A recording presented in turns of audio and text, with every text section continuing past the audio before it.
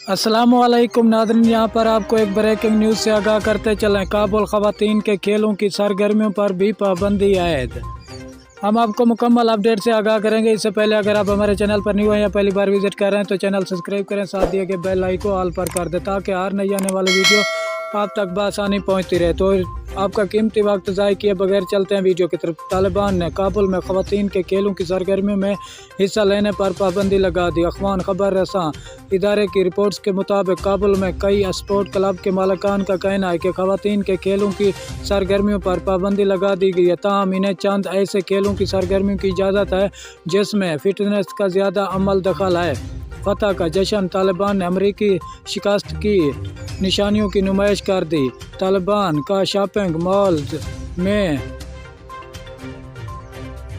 के लिए इस्तेमाल होने वाले पतलूनों का सर कलम करने का हुक्म। अखवान ख़वातीन मर्द रिश्तेदार के बगैर तवील सफ़र नहीं कर सकती।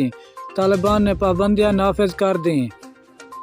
अखबार मीडिया के मुताबिक इस सिलसिले में इमारात इस्लामिया का कहना है कि ख़वातीन को इस्लामी इक़्तिदार और अखवान सकाफ़त पर मबनी खेलों की सरगर्मियों की इजाज़त दी जाएगी। शुक्रिया नाज़रीन हमारी वीडियो देखने का।